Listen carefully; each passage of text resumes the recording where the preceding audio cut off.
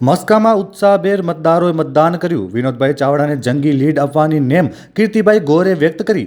માંડવી તાલુકા પંચાયતના ઉપપ્રમુખ શિલ્પાબેન ગોરે ભાજપના કાર્યકર થવાનો ગર્વ અનુભવ્યો હતો અને વિનોદભાઈ ચાવડા ત્રીજી વખત જંગી લીડથી જીતશે તેવું જણાવ્યું હતું। માંડવી તાલુકાના મસ્કા ગામે ગ્રામજનો ઉત્સાહભેર મતદાન કરી રહ્યા છે। કાળઝાળ ગરમી વચ્ચે પણ મતદાન મથકો પર મતદારોની ભીડ જોવા મળી હતી। વહીવટી તંત્ર દ્વારા પણ સુચારુ વ્યવસ્થા અહીંના મતદાન મથક ઉપર કરાઈ હતી।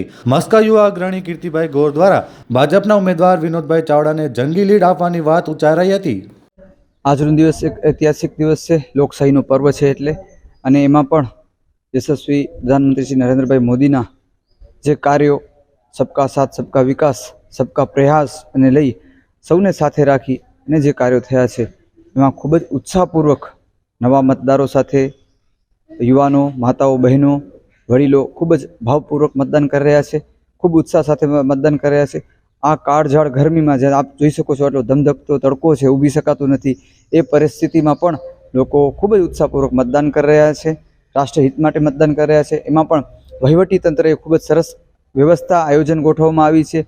વિકલાંગો માટે પણ અલગથી વ્યવસ્થા કરવામાં આવી છે, સિનિયર સિટીઝન માટે વ્યવસ્થા કરવામાં આવી છે। અને આજે વહેલી સવારથી જ મસ્કા ગામે ત્રણેય બૂથ ઉપર ખૂબ સારી સંખ્યામાં મતદારો ઉમટી અને મતદાન કરી રહ્યા છે। અમારે ભારતીય જનતા પાર્ટી પરિવારના લોકો પણ ખૂબ ઉત્સાહપૂર્વક યુવાન કાર્યકર્તાઓ બૂથ જીતે એના માટે પ્રયત્ન કરી રહ્યા છે અને વિનોદભાઈ ચાવડા જંગી બહુમતીથી જીતશે એમાં કોઈ જ શંકાને સ્થાન નથી। પણ લીડ કેટલી વધારી શકાય એના માટેના જે અમારા બધા જ કાર્યકર્તાના પ્રયત્નો છે કે સૌથી હાઈએસ્ટ લીડથી વિનોદભાઈ ચાવડા વિજયી બને એ માટેના તમામ કાર્યકર્તાઓ ભારતીય જનતા પાર્ટી માટે મહેનત કરી રહ્યા છે। મતદાન આટલી કાળાઝાળ ગરમીમાં પણ ખૂબ સારું મતદાન થયેલું છે। સૌ લોકોને ખબર છે એક જે મત છે એની કિંમત શું છે, એનો અધિકાર શું છે।